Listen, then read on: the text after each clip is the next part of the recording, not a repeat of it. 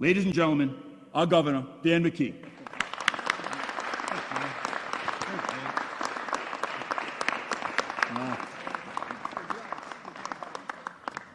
Mayor, thank you so much.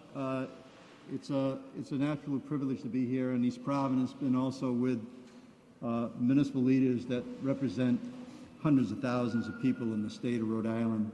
So thank each and every one of you for being here today and for your support, not only today, but over a lot of years, right? And doing great things in our community. So it's great to be here in East Providence, a place with a bright economic future and extraordinary promise. And the mayor outlined one of the major projects that we're going to make sure gets off the ground here right on the port, developing a new port right here in East Providence to create jobs and to really follow through on our promise in terms of renewable and clean energy and our commitment for clean air in the state of Rhode Island. I'm happy to be here today with my wife Susan, my daughter Kara, son Matthew, his wife Laura, my sister Mary Ellen, as well as here, who's always been with me for many, many years, working on these things behind the scenes as I'm out front and center, doing the work that needs to be done and dealing with the issues that we have to deal with as elected officials. So thank you, Susan. We're here this morning for something that's personal to me. The future of Rhode Island and the future of the people who live in our great state. As many of you know, I was born and raised in Cumberland. It's where I met my wife Susan, raised our family. I still live there today. My 93-year-old mom lives with us right on Hillside Road. Many people know that address. Right in Cumberland. Our family includes nurses, teachers, waitresses, architects, musicians, construction workers, occupational therapists, college students, small business owners, U.S. postal workers, people who work for the railroad. We love getting together and having fun. We're competitive. We play a lot of card games, ping pong tournaments. Music is essential in our family everywhere we go, and we're sports enthusiasts. My mom taught us all the importance of keeping family close, getting together often, and doing what is right. Thanks, Mom. I would not be standing here today without your support. I'll see you later tonight. You cannot fully understand my story unless you understand the story of my hero, my dad, who passed away in 1986. I wanted to be just like him when I grew up. He was a family man, a small business owner, a military veteran of World War II, and a public servant, having founded the Cumberland Lincoln Boys Club with his friends in the 1950s. Following my dad's footsteps, after graduating from college, I started a small real estate business, and a few years later, opened a health club right in Woonsocket, right next to Mayor Baldelli Hunt. Charlie, his uncle, actually helped us welcome us to that community. I helped my brothers operate McKee Brothers Oil business after my dad passed away. Today, this business is a third-generation business that's over 100 years old. I served as president of the Boys and Girls Club that my dad started and helped start the club's endowment fund with my friends in the 1980s. I share my dad's passion for helping kids reach their potential. It is what led me to coaching dozens of Rhode Island teenagers, boys and girls. Kara helped me start a girls' basketball program right at the Boys and Girls Club. She was in the first grade. It is what led me to becoming committed to improving the educational outcomes in our schools. My dad's lessons led me to where I am today and guide me each and every day as we work to build a stronger Rhode Island.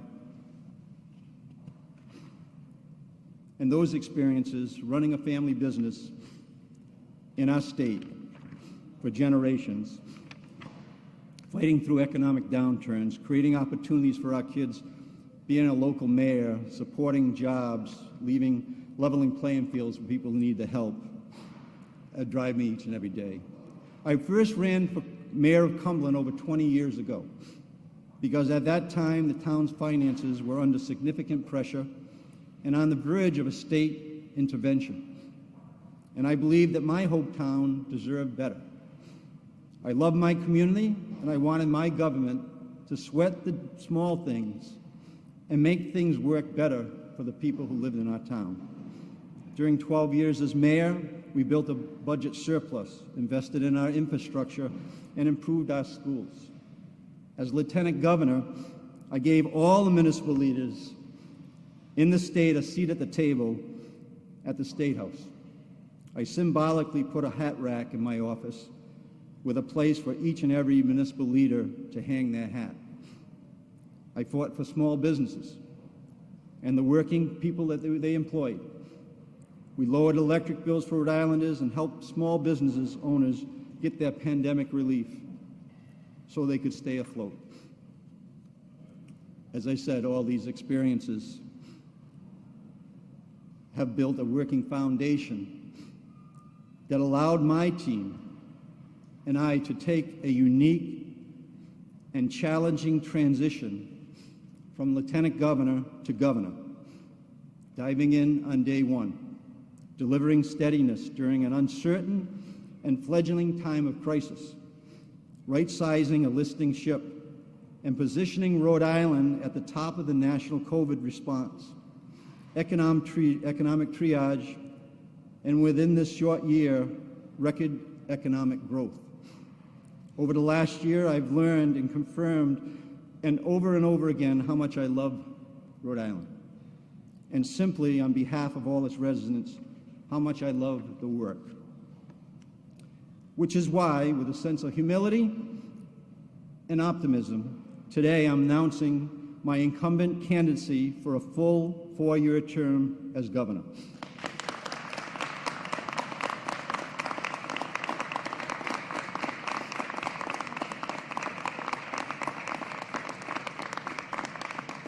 I'm running to create good paying jobs and support small businesses, to grow our economy, and fight for hard-working people and their families in all 39 cities and towns.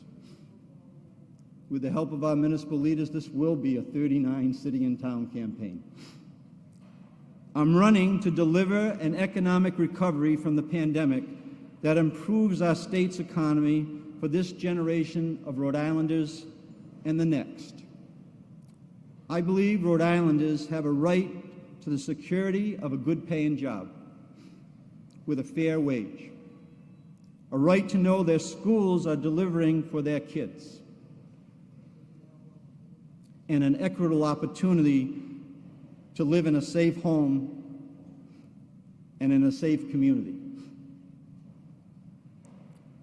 And they are right in wanting their government to have its finances in order, just like they do. And they want a governor who knows what they're going through. That is why I am running as an incumbent for election for a full 4-year term to take advantage of the momentum that we have been able to build over the past 12 months, to keep us moving forward with strong leadership. As a governor for the past year, we have delivered important progress in this historic crisis. Last January, before I became governor, Rhode Island was reeling from COVID. From the moment I was sworn in, I was squarely focused on COVID. That meant getting shots in the arms. We worked with our mayors, our businesses, National Guard, Department of Health, and our schools all around the state of Rhode Island. We helped businesses stay open, kept our kids safely in school. We got families back to work and our economy running. Together, we focused on solving complicated issues. because we can't get Rhode Island moving again unless government gets down to work. And that's what I did from day one. I worried about the details, just like I did as a mayor. I asked the tough questions, brought people together, and worked with anyone who was willing to roll up their sleeves and do the work. Those are the same principles that I've been following my whole life, whether it was as a dad, as a small business owner, a basketball coach,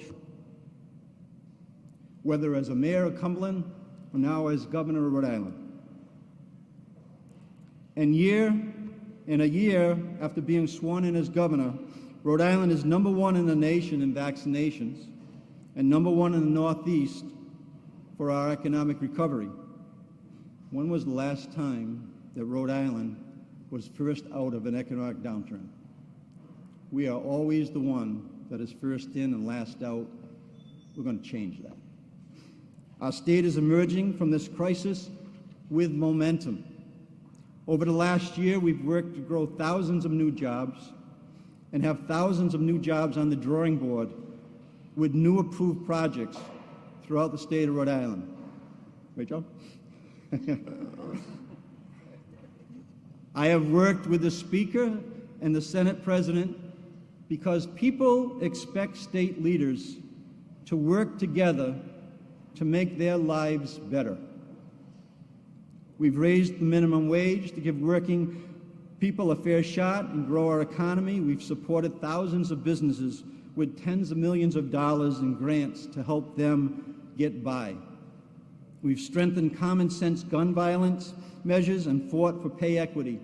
We passed a Clean Air Act, and we're acting on that now.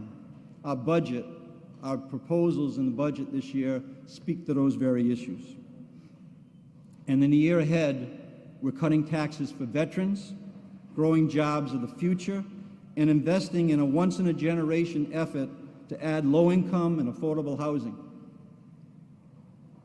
All so we can create opportunity for the hard-working people of Rhode Island. And that's what brings us here together today in East Providence, to send a message about our economic future in all 39 cities and towns, to speak to every resident, no matter who you are or where you're from.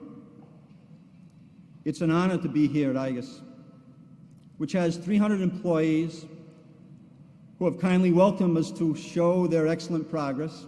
Thank you for being such a good host today. They've hired more than 100 employees during the pandemic and planning a new building, energy-efficient facility in the near future.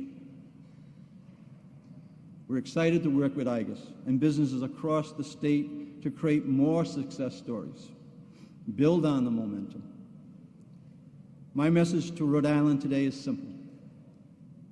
I'm running for governor to help create more opportunity for working people and their families, to support our seniors, veterans, small businesses, and keep the economic engine humming and take advantage of the blue economy and beyond, and the green economy as well.